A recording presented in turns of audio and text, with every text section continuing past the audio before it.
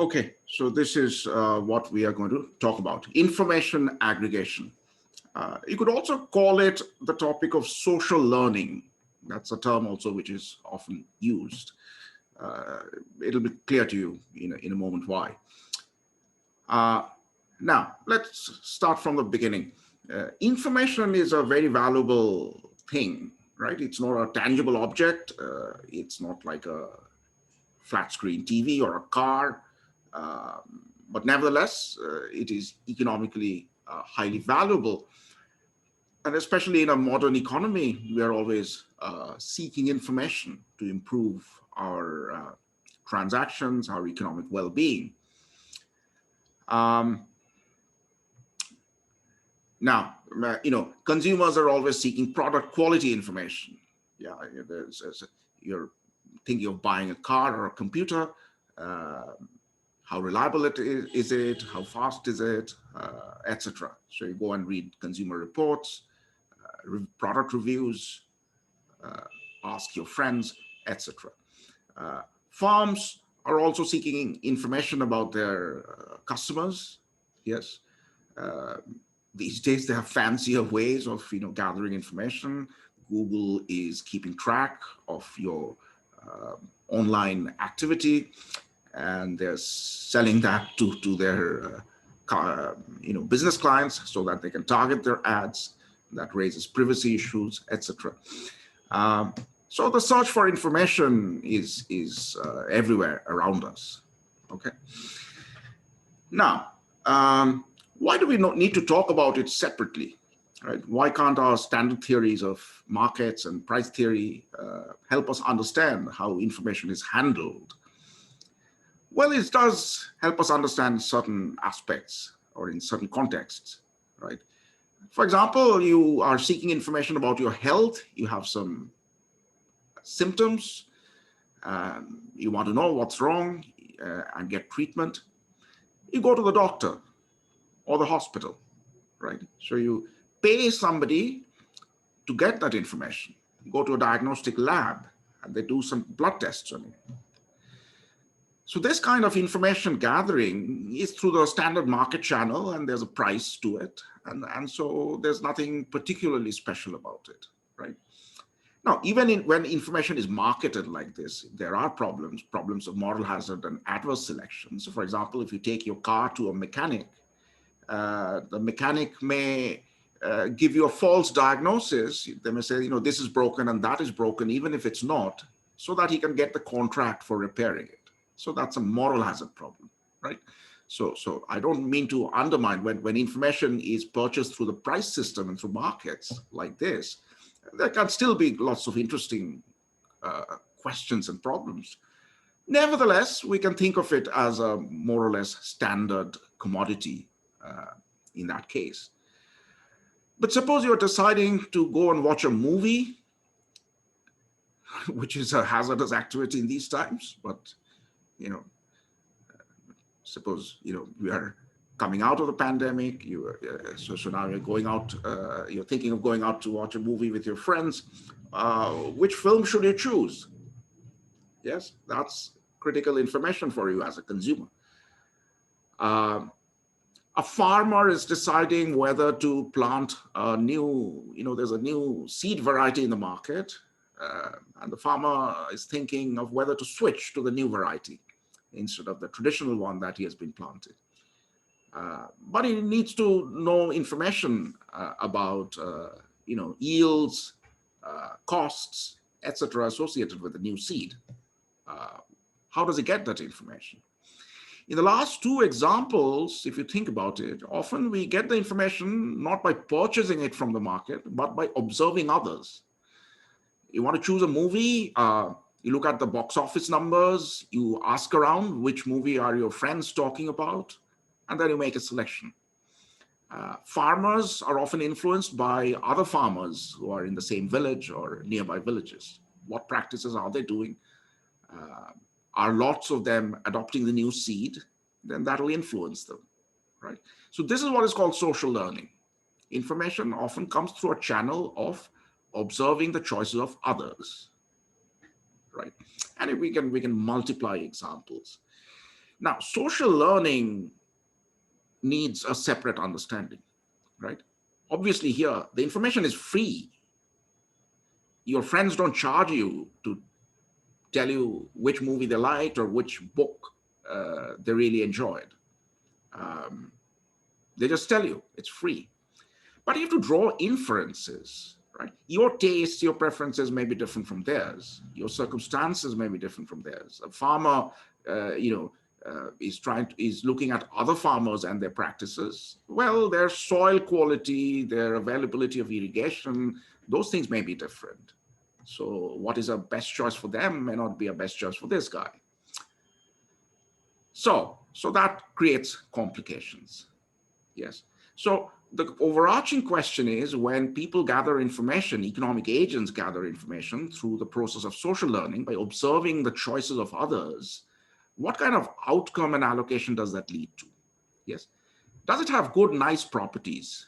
Does the process of information aggregation through the choices of thousands of millions of people, does it necessarily lead to good choices, or can it sometimes lead to disasters? Yes. So there are two kind of broad ideas in colloquial terms out there. One is the idea of wisdom of crowds. That somehow, if a large number of people is making choices, each individual choices may be mistakes, right? Individuals may make the wrong choices. Some farmers may select a seed which was not really a good choice, right? But the idea is that, sometimes in some situations, some scenarios, this process of social learning leads to a wisdom of crowds. Most people end up making very good choices by observing and learning from others. Okay. Now, the counterpoint to that is the idea of madness of crowds, that sometimes even very large groups, large crowds can get trapped into bad decisions. Yes. They may be making the wrong and disastrous choice in hordes. So the purpose of studying this is to try and understand what are the conditions under which you get wisdom of crowds, and what are the conditions under which you get madness. Karthik, please. Okay, thanks. All right. So let's start with the concept of madness of crowds. Yes. Uh,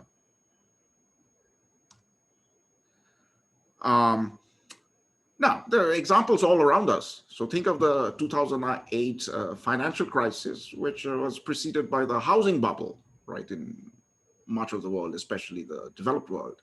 House prices kept going up and up and up over the previous years. In retrospect, with that advantage of hindsight, we know that house prices were driven up artificially high to unsustainable levels, right? So there were several mistakes there. There was a mistake in house prices, so they came crashing down. So there was a correction there. Uh, there was a mistake in the mortgage market, that lots of people were given these subprime loans, which they were not really able to pay back. And the lenders somehow missed that, um, and so on. Yes. So it does look like some sort of massive madness of crowds. They were rushing into things which they shouldn't have done. Um, so so here are some quotations just to sort of give some flavor to the idea. Uh, H.L. Mencken is an American political commentator who was very caustic and acerbic and cynical. So he says, no one in this world, so far as I know, has ever lost money by underestimating the intelligence of the great masses of common people. Very insulting. Uh, um, John Burnham puts the charge on doctors. So says physicians, like lemmings with a blind enthusiasm, push certain diseases and treatments primarily because everyone else is doing the same. There was a study in England which, about tonsillectomy, which is a medical operation, taking out your tonsil. And the study found that tonsillectomy happened in clusters. In some counties, most of the doctors were doing the operation at the slightest. In some other counties, almost no doctor is performing it. So it seems like most doctors, in deciding whether to do that operation or not, were highly influenced by doctors who were practicing nearby. Yeah, and so that sort of phenomenon underlies this quote. And finally, this biblical quotation: "If the blind lead the blind, both shall fall into the ditch." So these are indications or suggestions that social learning can lead to very bad outcomes. Let me show you very quickly one particular historical instance. This is the Dutch Tulip Mania, right? So this is the 17th century in Holland. Holland was the richest country in the world, right? It was the economic leader of the world at the time. This is before Britain took over. So this is a country which was economically highly sophisticated by the standard of their times. So these tulips suddenly, their prices started going through the roof. And it reached absurd levels. Some of the tulips became superstars. They had names. So the Viceroy is one such tulip. In 1637, economic historians have estimated that the cost of a tulip bulb, would be between 3,000 and 4,200 guilders. Now, how much money is that? Well, a skilled artisan's annual salary at the time was 300 guilders. So this is more than 10 times the annual salary of a skilled artisan, right? So we are talking of a huge amount of money. This is as expensive as a house. And the thing became so valuable that they started, creating future contracts that I will deliver you a tulip bulb 3 months from now, and you make a big down payment for that, right? So that's the kind of thing. Here's a graph. This is a picture of the famous Viceroy tulip bulb. So here's a tulip price index in Holland between late 1936 and 1937. So even in early November, the prices were, normal. And then it started climbing. And as you can see, it doubles, it goes up to huge increases, right? So by November, December, till early February, it started climbing. And then look at the drop, right? It just fell off a cliff. So obviously, sitting today, we can see that this was a huge bubble, and the people who were investing were making massive mistakes and taking huge risks, and a lot of them lost a lot of money. So why did this happen? Okay. Now, faced with phenomena like these, one reaction is that economic actors are not rational. They're hot-headed. They get into these frenzies and panics. Their thinking is not rational. We start taking recourse to behavioral economics. Keynes said that investors suffered from animal spirits. So they're driven by not calculation, but emotion. And maybe there's something to it, right? Ultimately, it's an empirical question.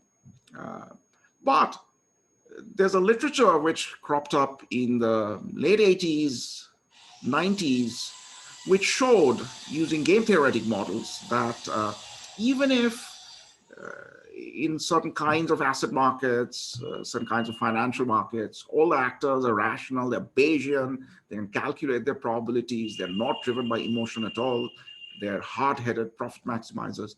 Even then, we can have phenomena like this, right? Large numbers of people can make mistakes.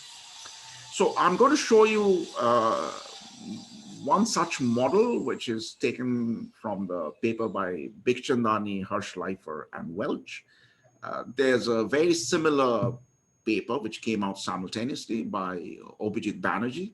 It was his very early work.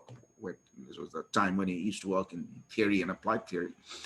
And both these models are rational models of such what may be called information cascades, right?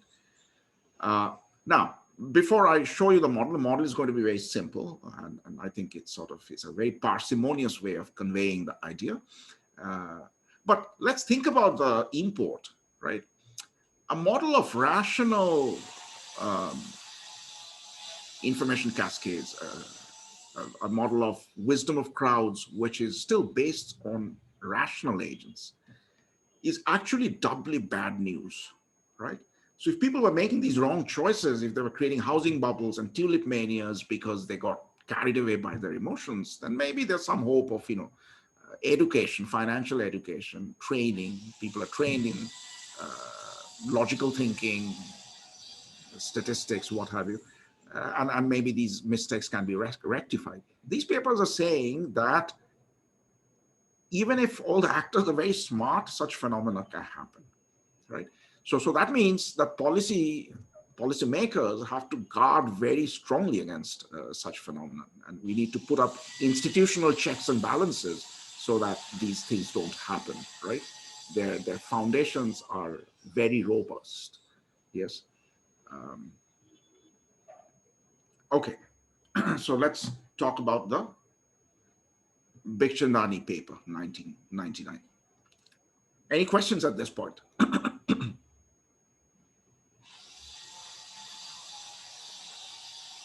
Okay. So the model is very stylized, but we can, once we look at the basic bare bones model, we can think of several ways of, extending it, bringing in other factors that we haven't considered, etc. So let me give you the bare bones model. Let's say there's some asset, yes, like the share of a new company which has just come up, right? Or some new housing market, yes. So there's a bunch of investors and they arrive in sequence. Each investor has to decide whether to invest or buy this asset, that's denoted by I, or whether to stay away from it, that's denoted by M, right? And for our simple model, we'll assume that the choice is binary. You either buy it or you don't buy it, right? You can't vary the amount in small quantities. And these investors make the decisions sequentially. So there's some investor who's the first mover. Nobody made any choice before this guy. Then there's a second investor and so on. Now, as with all the models that we have been discussing, there's a state of the world theta, which represents the net return from this investment, whether it will yield a profit or a loss. Okay. And for simplicity, we'll keep that binary too. So theta will either take the value -1 or 1 at the end of the day. Right? -1 is a loss, 1 is a profit.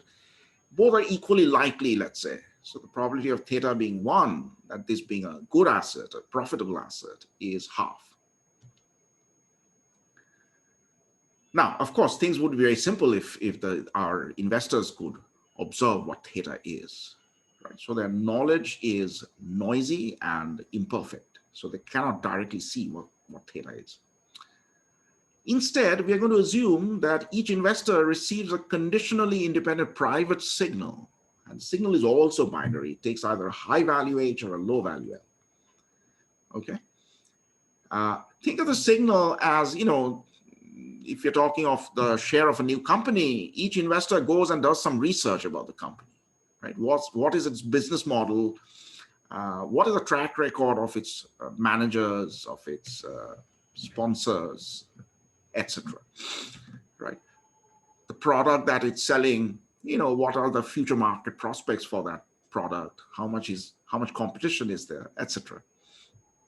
So they do their own research, but of course their time is limited, their resources are limited, so they can't find out everything there is to find out. They just do their own sampling. And that gives them some idea. And that is what the signal represents, right? This sort of imperfect research into the prospects of the asset they're thinking of buying. Now, a kind of clean, neat way to model that is in terms of this conditional probability distribution or probability matrix. So the state of the world is represented by the rows, the signal realization by the columns. So all four possibilities are there. Maybe this is a good asset, theta equal to 1, and the signal says hi. The signal sort of is correctly indicating what the asset quality is like. But there is some probability that even though the asset is good, theta equal to 1, the signal will take a low value, right? So P is basically the probability that the signal will correctly reflect the state of the world, and 1 minus P is the probability that the signal is misleading, right? It turns you away from the truth.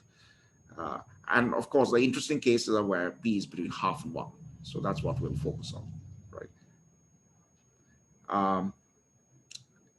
Now, in the main game, the variant of the game that we're interested in, what will make it interesting is this assumption that the investors observe the actions of the previous players, what they did they buy this asset or not?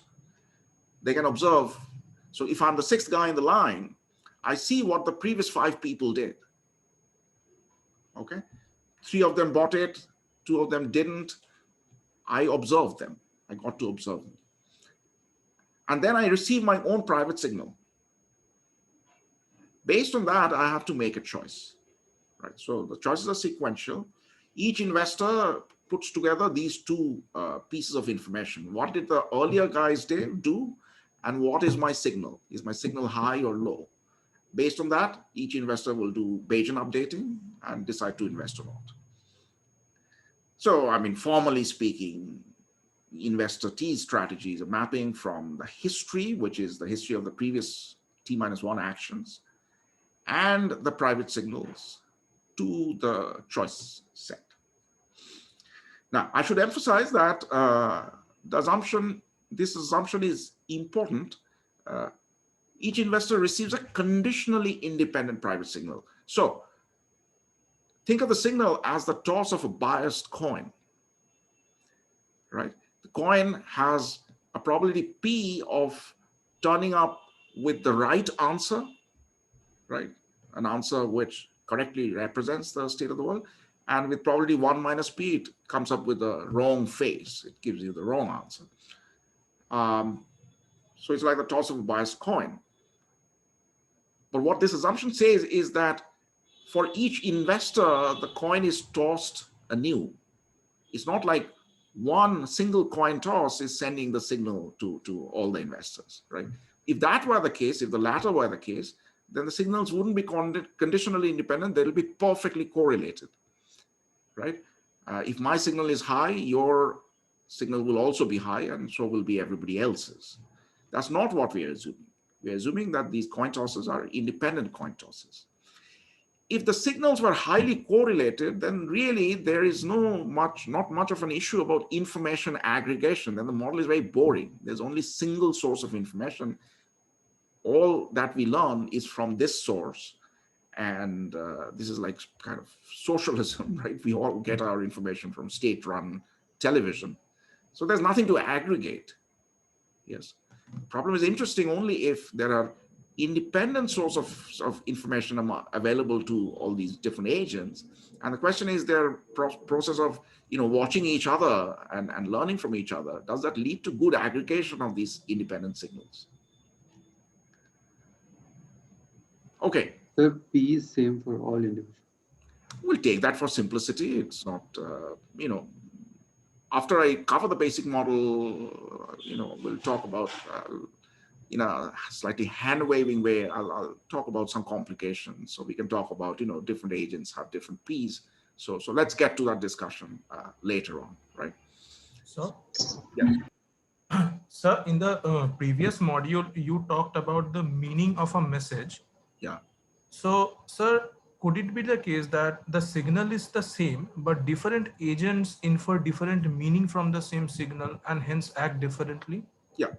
It doesn't have to be literally the same, right? So sometimes, we live in an information age. Our problem is not limited information in many ways. The problem is too much information sometimes. Yes. So, later, when we get to the topic of wisdom of crowds, I'll talk about jury trials, right? Courtroom trials. In the US, they have, I mean, many other countries, they still have this jury system, not our kind of judge-based system. So there are 12 people who are sitting there listening to the arguments of both sides, listening to the evidence being presented, and then they make up their mind whether the defendant is guilty or not, or which way the verdict should go. Now, on the face of it, everybody is receiving the same information, but they process it differently. Yes, there's they draw different conclusions. So for example, if the matter in dispute is very technical and complicated, so there are all kinds of experts giving testimonies, right? There are forensic experts, there are economic experts, there are legal experts, sort of giving testimony about different aspects of the trial. Depending on the juror's background, some jurors may be trained in law, so they understand the legal aspects better. Some other jurors may be trained in science, physical sciences, so they understand the forensic part of the evidence better. So yes, I mean, our interpretation of what it means for people to receive different signals can be fairly broad, right? Maybe they're looking at the same mass of documents or testimonies, but they have the expertise to understand some part of it, right? They're like blind men trying to understand the elephant. So, do investors know the P? Yes, okay. Glad you asked it. I always forget to mention because I have so internalized the nature of these models. What do people know, right? The structure of the model, whatever I have written down here, is common knowledge, okay? They know the choice set of the other agents. They know these probability distributions. They know the conditional probability matrix. That is to say, they know the P. They know the payoffs that the other people will receive. They know that the state of the world is the same for everyone. If it's a good asset for me, it's a good asset for you. So it's what is called a common value kind of setting. All of that is common knowledge. Not only do people know these things, for example, P, not only do people know P, but it's common knowledge that everybody knows P, right? So that's actually even stronger. And as you will see, as we work through it, the common knowledge assumptions are critical. Yes. So the only thing which is asymmetric information, where your and my information differs, is that I don't know your signal and you don't know my signal. But it's common knowledge that we have this information gap. Okay?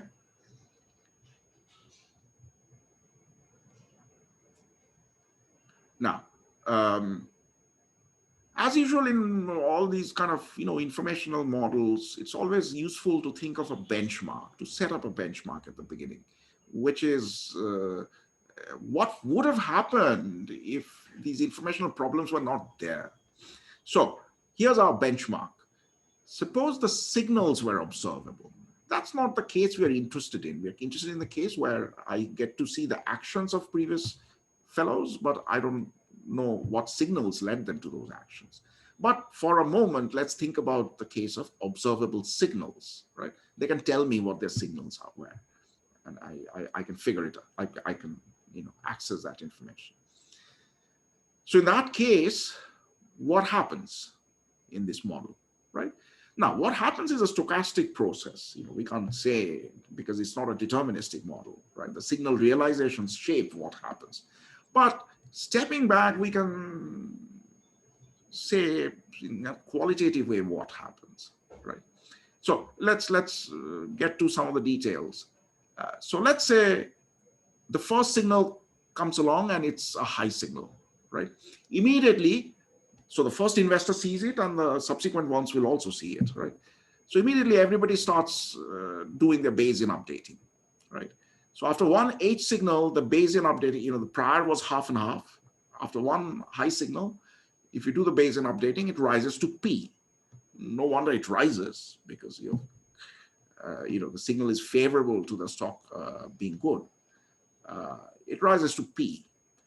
And after one low signal, if the first signal is low, then the belief, so what is lambda? Lambda is the probability, is the conditional probability that this is a good stock. Its return is +1, not -1. So after a high signal, that posterior belief rises to P. After a low signal, it drops to 1 minus P. Okay. Now, what if there are two signals? First one is high and the second is low. And it could be the other way around too. You'll reach the same probability numbers. Well, because of the symmetry, that matrix is, it's the same P on the two diagonal cells.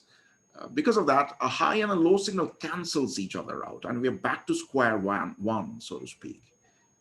So we are back to the priors after a high-low signal. So it's kind of easy to summarize in this simple framework what the Bayesian updating is going to be after some arbitrary number of signals. It all depends on the difference between the number of high signals and the low signals. So suppose there's K more high signals than L. All that matters is the difference between these two numbers, high signals minus low signals. Right? It doesn't depend on the absolute numbers, because every high-low signal pair cancel each other out. So if there's an excess number of high signals, then your posterior will rise from half. If there's an excess number of low signals, it will fall. How much? Well, that's given by this formula. And you can easily check, right, using your Bayes rule that after K more high signals, this is the thing which it takes. Let me put it in pictures. So the initial belief is here, half, right? And again, given the symmetry, so when we are at the prior, the investor is indifferent between investing and not investing, right? He's sitting at the cusp of the two decisions. If the probability assessment goes north, if it improves, then we are in the green zone. Any posterior probability over here leads to investment. Any posterior probability in the red part, less than half, leads to non-investment. Okay, so we start here. First signal comes along, and what are these notches? These notches are, if there's one extra high signal relative to low signals, then the probability will jump to here. If there's two extra, it will jump further over here. If there's three extra, it will jump further. Similarly, if there's one extra low signal, it goes into the red zone, and more the number of excess low signals, the deeper we are into the red zone, into the non-investment territory, right? And these notches are given by the formula that we derived, right? It's given from here by varying K, the value of K. Okay, so let's say the first signal comes through, and suppose it's high, so investment will take place by the first investor. Suppose the next signal comes through, and suppose it turns out to be low, then the belief has dropped down to 0, right?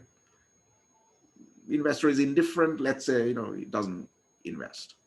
Another signal comes, suppose that's low again. So now we are in the red zone, sitting on this notch, and so no investment will happen. Yet another signal comes, suppose that's also low, then we are deeper into the red zone, and so non-investment is taking place, right? So this is the nature of the stochastic process. What can we say about what's going to happen in the long run? Well, suppose the true value of the state is theta equal to 1. This is actually a good asset. This company is sound, they'll make money, they'll be very successful. Right now, they have just the IPO. Now, suppose enough periods have passed, let's say 1,000 periods or 1,000,000 periods. We, looking at the system from outside, we know that there's a good stock. So if 1,000,000 signals have accumulated, almost surely a majority of them will be high signals, right? How do we know that? We know that from the law of large numbers. Yes?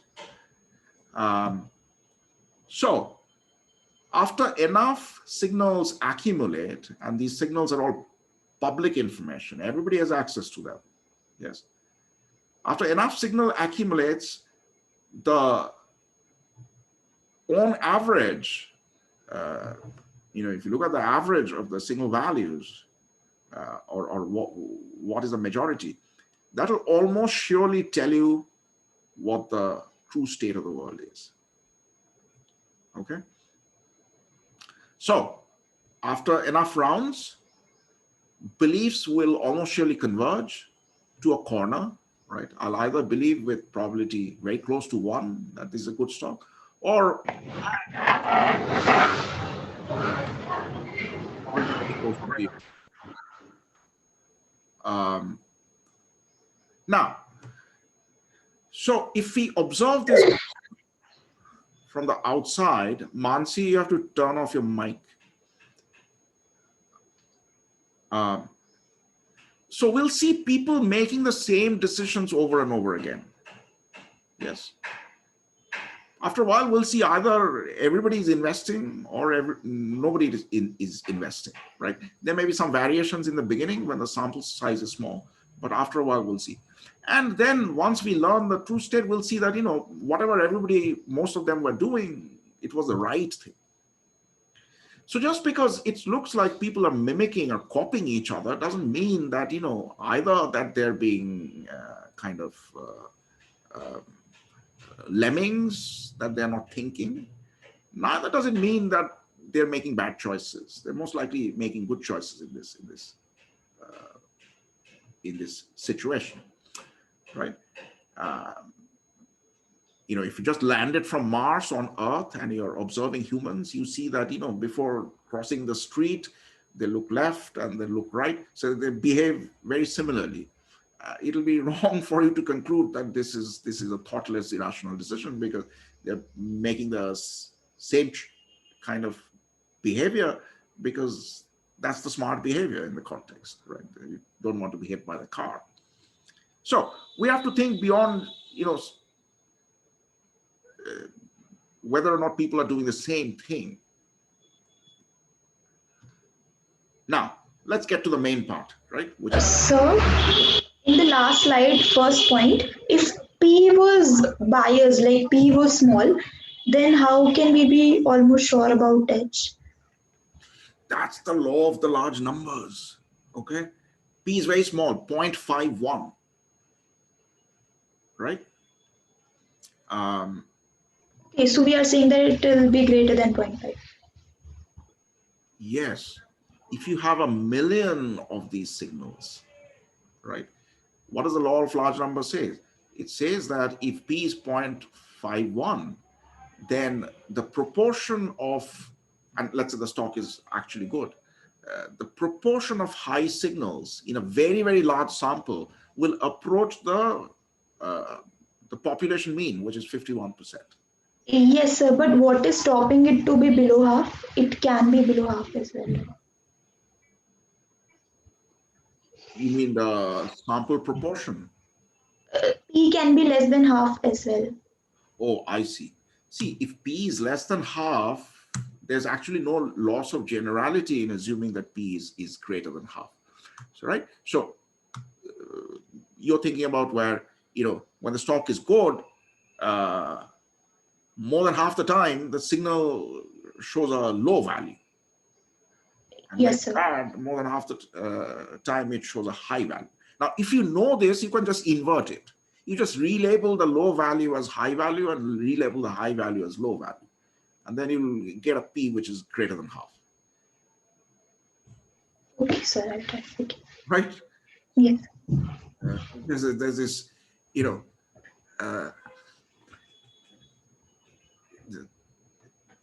the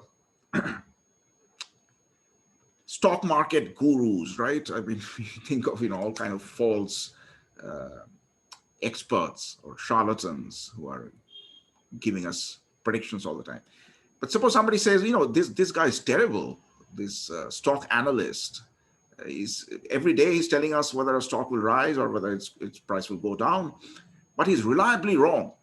Whenever he says a stock will go up in value, we find the next day that it went down, and vice versa. Well, this is actually a very useful expert. You just have to listen to him and just do the opposite of what he's suggesting, right? Yes. Okay. So, Yes, I got so, the so point. the true, like zero information content happens when the signal is just noisy, right? Where it has the maximum entropy or whatever you want to call it, which is when it's just a random coin toss, which has nothing to do with the actual state, and that's when p equal to half. That's the worst possible signal, really, in terms of information.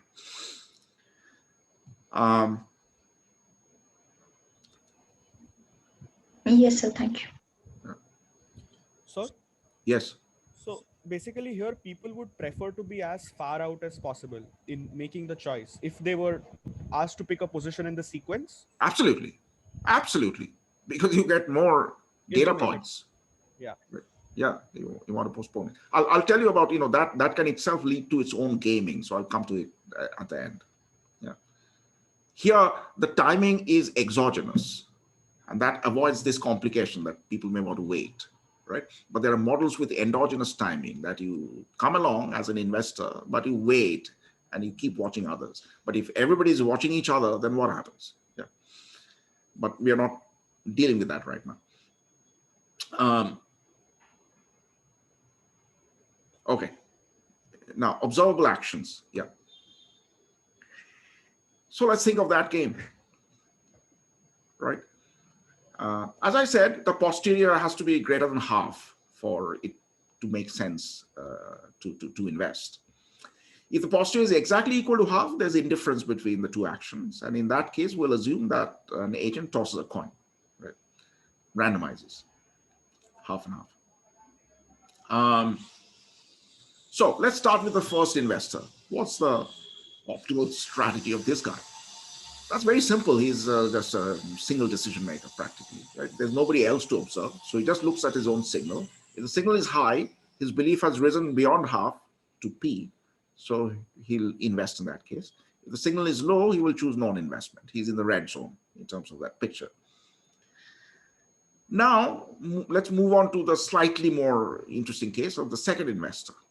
So the second investor has his own signal. Let's put that aside for a moment. He's watching investor one.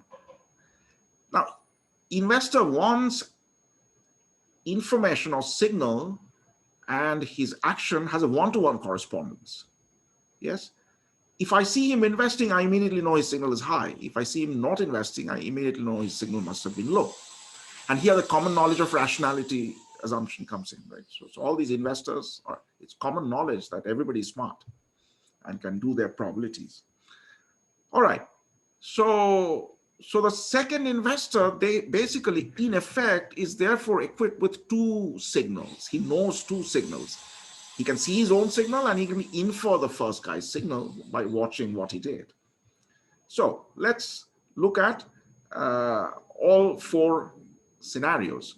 First guy invested, and I'm the second guy, and my signal is high.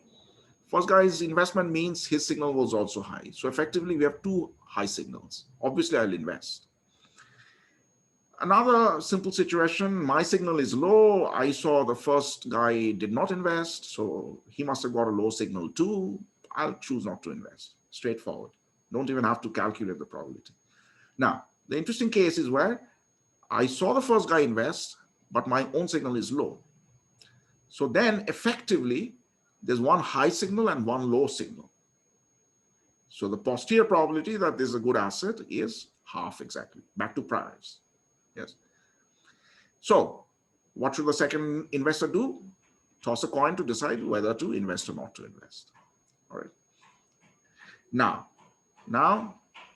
okay, before talking about the third guy, notice that so far, investor two is influenced by investor one, but is not blindly mimicking her, so to speak, right? There are situations where investor two, namely this situation, where their signals clash. Here, with positive probability, their actions will differ. So people coming after them will see that, one of them invested and the other didn't. So that possibility still remains up to the second spot.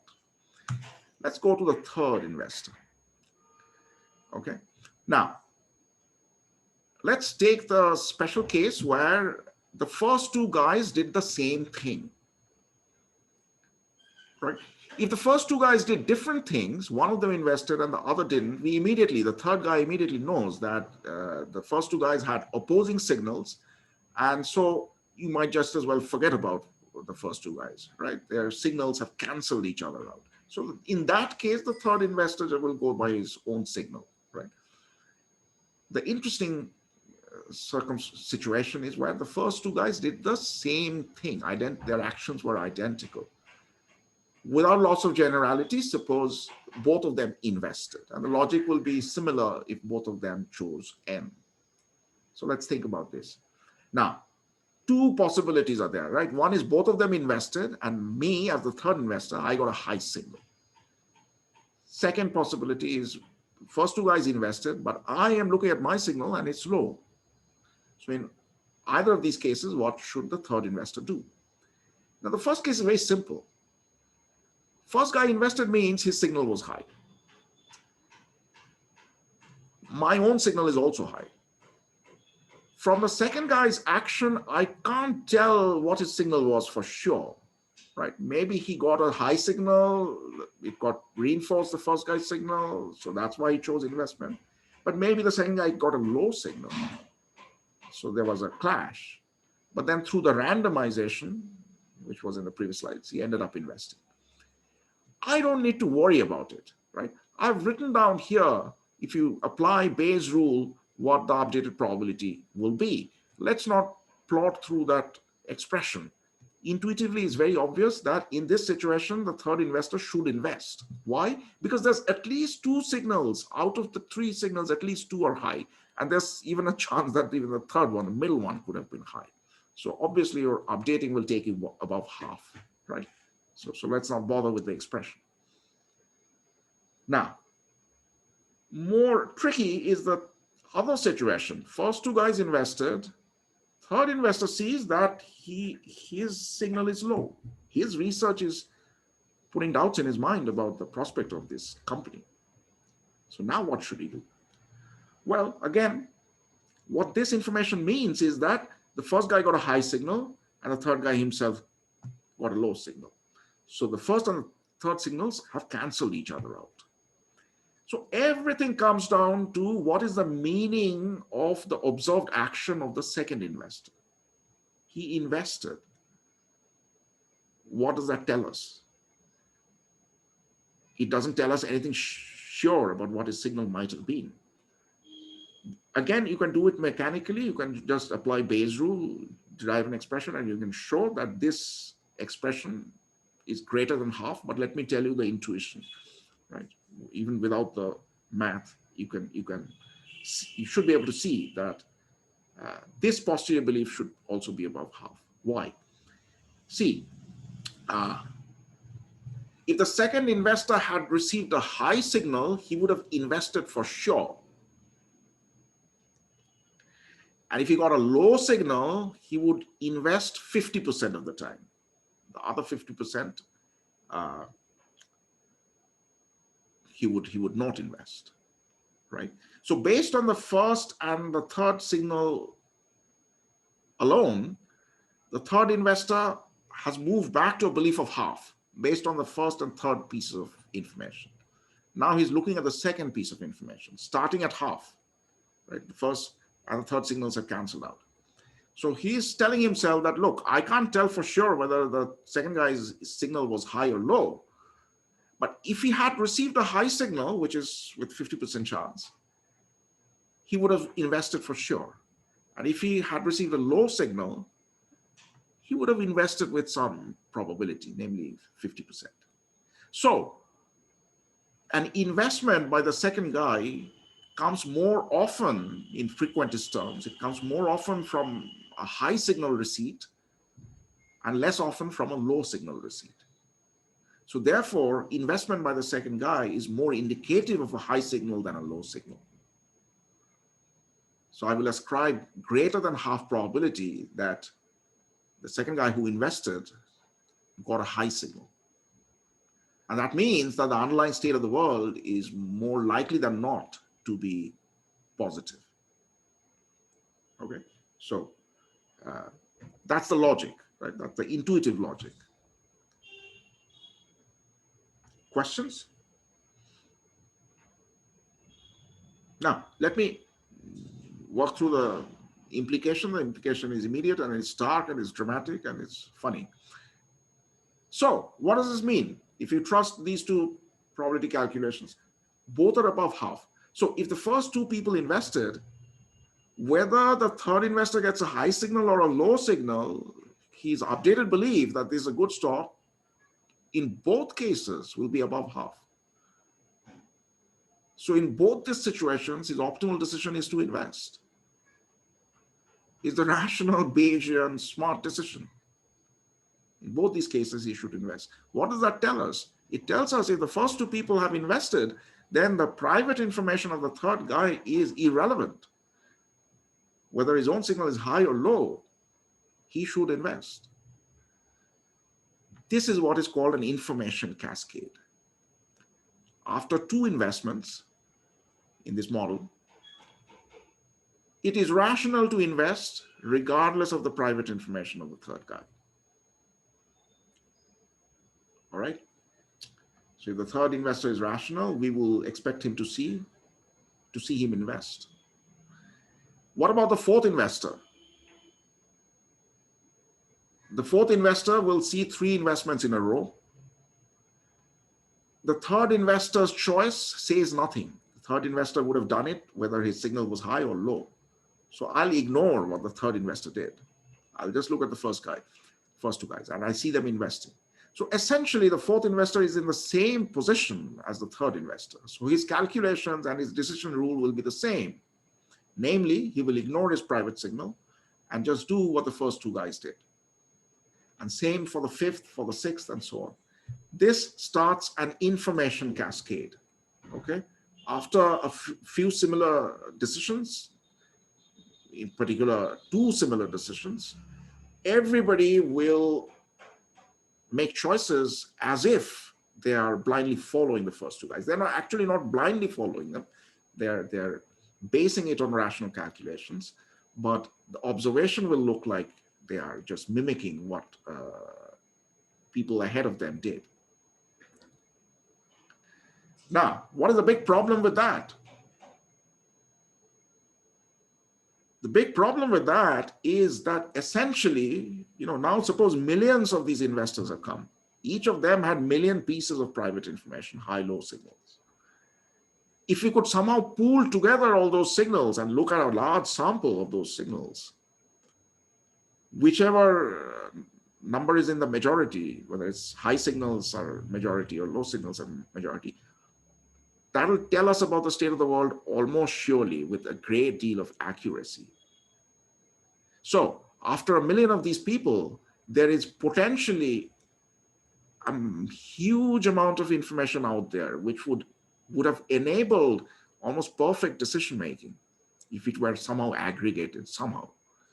But in this little game, it doesn't get aggregated. The aggregation stops after the first two guys make the same choices. So what's the probability the first two guys made a mistake? Well, the probability is pretty high, right? In fact, the probability is at least 1 minus p squared.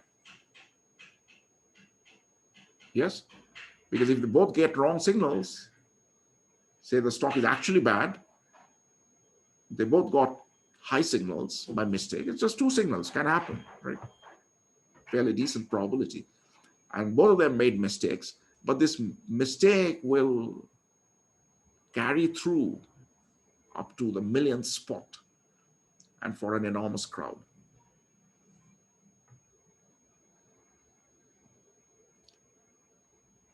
Questions? Sir? Yes. Sir, so in the indifference condition, we had thought of that there will be mixing between investing and not investing. Yes. Sir, had it been the case that if they were indifferent and they still invest, would the result still hold? Yes. Okay. It will still hold. The numbers will be a little asymmetric, right? So let's say the default is to invest, okay?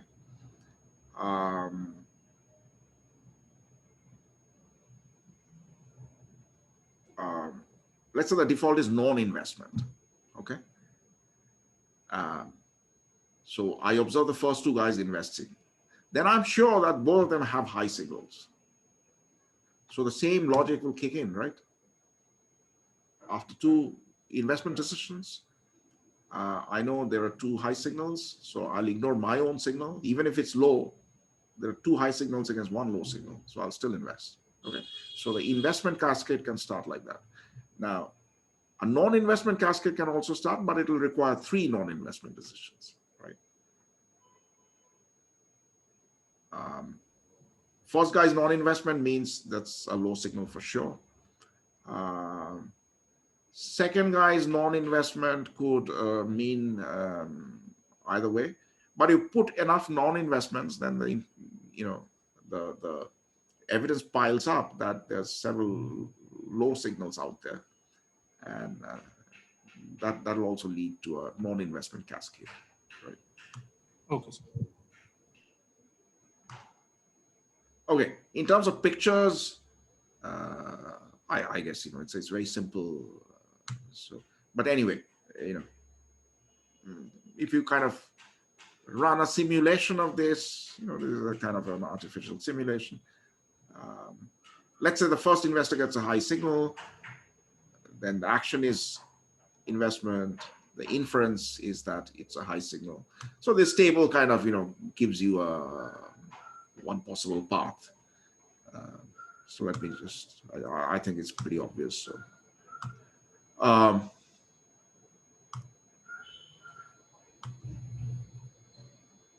okay, now,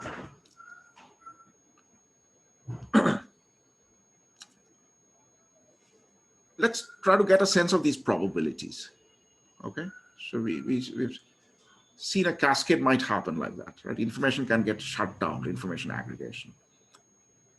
Now, we may be lucky and we may be into a cascade, but a right kind of cascade, where we're all doing the same things, we're ignoring our private information, but turns out at the end of the day, we've made the right choice.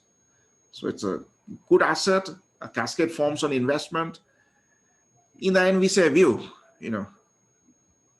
lucky. We ended up making the right choice. But it can also be the wrong cascade, right? So the stock is actually bad. First two guys invested, so all of us rushed into investment decisions. And then there's a rude shock at the end of the day. It's like the Dutch Tulip Mania or the housing bubble. That, in spite of so many people favoring it, it was a mistake. So let's calculate some probabilities. Okay, let's first start with the first two rounds, and then I'll go to the infinite horizon. So what's the probability that after the first two investors, a cascade will start, right? And we'll break it up into two probability calculations. What's the probability a correct cascade will start, and what's the probability an incorrect cascade will start after just two rounds? Well, these expressions, where did it come from? What's the probability of a correct cascade? Well, the first guy has to make the correct decision, right? If it's a good stock, he has to get a high signal for a correct cascade to have any chance of forming. So that probability is P. Now, what's the probability that the second guy will also end up making the right choice? Well, first of all, if he gets the right signal, that P. Even if he gets the wrong signal, 1 minus P, remember that he now then becomes indifferent and he tosses a coin to decide what to do. So with probability half, he may accidentally end up making the right decision, even after getting the wrong signal. So you multiply these two, and that gives you the probability of the correct cascade happening after two rounds. Similarly, the probability of an incorrect cascade is just, with the probabilities flipped. So the first guy has to get the wrong signal, that's 1 minus P.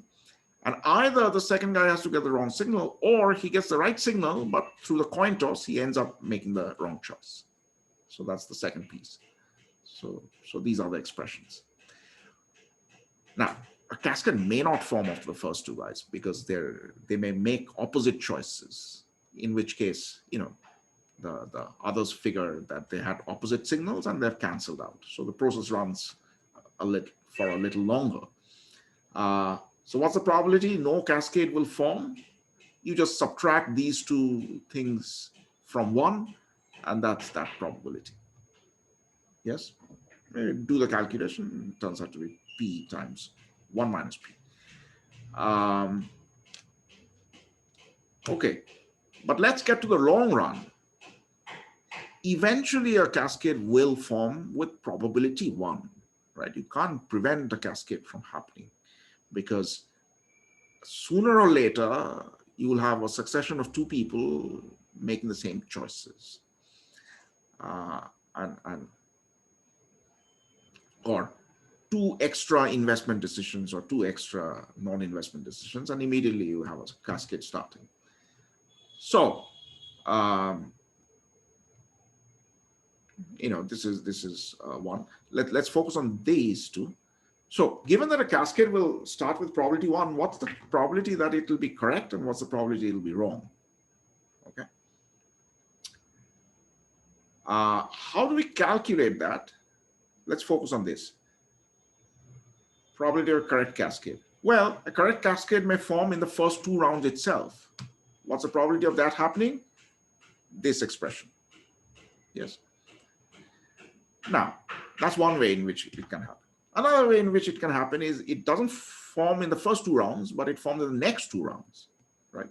So in the first 2 rounds, there's no cascade. Let's call this X, right? So the first part of our calculation is going to be this probability. The next part is X times this probability, right? That's the probability that the correct cascade forms, but after the 3rd and the 4th round, not the first 2 rounds. Yet another way in which it can happen is the first 2 pairs of rounds, a cascade doesn't happen. That's this raised to the power 2, X squared. And then in the 3rd pair of rounds, the correct cascade forms. So you X squared, this thing squared times this. So that's a geometric series, and you take the common terms out and you calculate it and you end up with these expressions. Yeah. Now, why am I doing these calculations? Let me show you some numbers where I have varied the value of P, how noisy or how accurate is the individual signal. And I want to develop some sense of what these cascade probabilities, and particularly going right and going wrong, what these probabilities are, right? So based on this formula that we have just calculated, I can choose different values of P and I can create a table. What are the long run probabilities? And that's what I've done. Okay, let's start with a value of P which is close to 0.5. So the individual signal is almost pure noise. Now, keep in mind that, we shouldn't, each signal may be extremely noisy like this. If somehow we could put together a large sample of 1 million such signals, that'll be extremely informative, right? This question which one of you asked, the sheer weight of numbers eventually drowns out the noise in the signal. Yes. So even with a weak signal like this, there is enormous potential for information aggregation and good decision making. If only those signals could be aggregated. What happens? Probability of cascade of the first 2 rounds is almost equal, right? And the long run probabilities are just 50-50. So if our P is 0.51, even with 1 million investors, it's not going to be too much use, right? The probability of the person millionth in the line making the right decision is still a toss-up. Okay, maybe we don't want to think about P close to 0.5. Let's take a signal which is less noisy. 70% of the time it's right, okay? After 2 rounds, there's still a 20% chance that a wrong cascade will start immediately, right off the bat, of the first 2 guys. That's significant. What about the long run? There's a quarter, 25% chance that they'll make the wrong decisions and they'll get trapped into a wrong cascade. Yes. So if this is the signal accuracy and I as an investor was sitting in an island, there's a 30% chance I'll go wrong. Now you take me out of the island and put me in society, in huge teeming markets, in the New York Stock Exchange, or, there's everybody's emailing everybody, everybody's watching everybody else, thousands and millions of these guys. Enormous scope for learning. Sitting in the island, I was making wrong decisions 30% of the time. Now in this kind of bustling metropolis, I'm making wrong decisions still 25% of the time almost. I've only managed to cut it down by 5%, right? What if I make the individual signal even more accurate? It's wrong only 10% of the time. Well, still the crowd will be wrong 6% of the time. Yes. So some of these numerical calculations then tell you that the force of this sort of cascading it's very powerful. It can shut down information very quickly, and it relieves a significant chance of wrong decision making, even with many decision makers. Okay. Questions?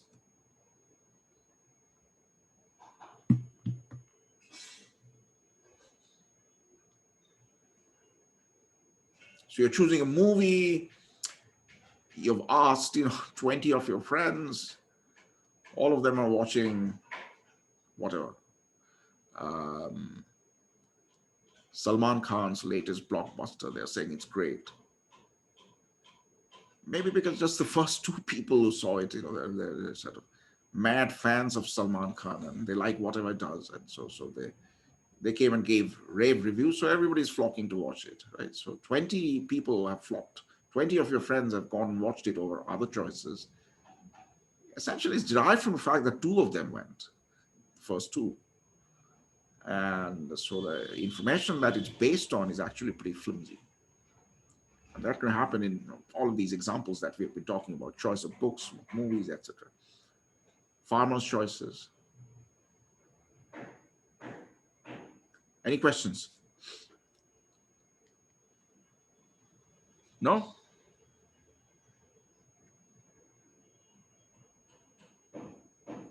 The energy level of the class is getting lower and lower. What am I doing wrong? Yeah. But I mean, however, it still is that people would prefer to observe the actions of the crowd than not, because that still reduces the probability that they might be wrong, right? Yeah. Can there be situations where they would just rather not see what the crowd does and just condition on their private signal? I mean, could you write down a model that?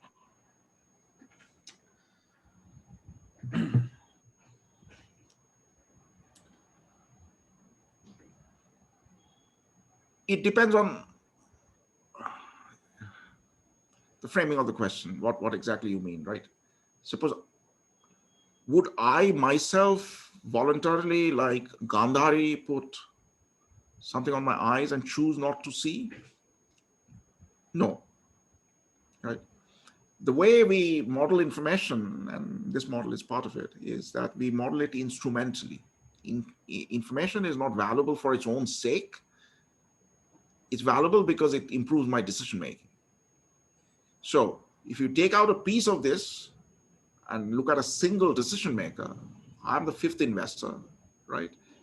Will I voluntarily shut my window and choose not to see the first 4 guys? No, never. It can never hurt me. Now, which is different from saying that if I could go and put a blind on somebody else's eye, would I want to do that? Well, that I may want, perhaps.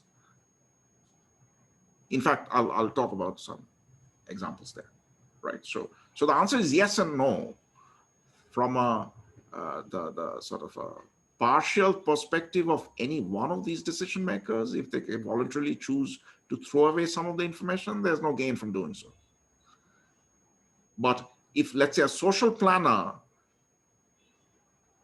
can manipulate the information structure, who gets to see what, then sometimes the social planner can improve matters by reducing the information, which leads to the amount of information that will spill out through the game. So sometimes less information can work out to be more information, actually, in the second sense. Right? Does that make sense, Arnav? What I Yes, just sir. said? Yeah. So it's subtle, it's tricky, right? Yes. Yeah. Uh, I'll some of these things that I'll talk about will come back to your point right now. Okay, some examples, illustrations. Yeah. These two guys, they're business school professors. They wrote a business book, Discipline of Market Leaders. And apparently what they did is they secretly purchased 50,000 copies of this book from the market, right? And so it got a bump and it came on some bestseller lists, and then it just took off, right? People thought, oh, everybody's buying this book.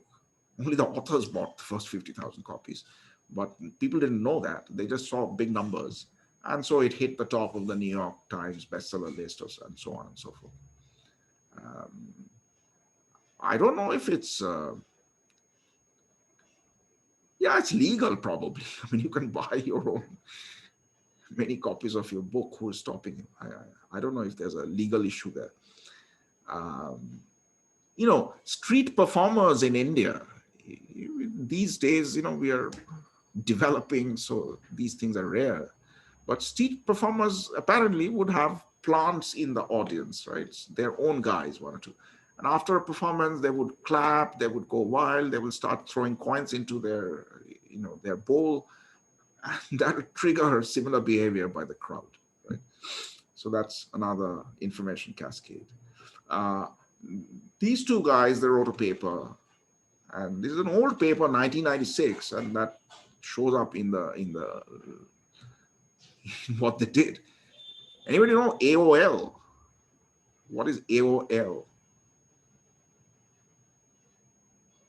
Little quiz, and let me see how many people are awake. What does AOL stand for? What company is it? Anyone?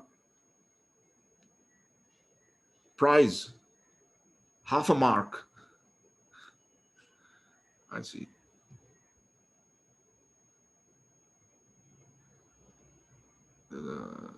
Chat comment, has somebody replied?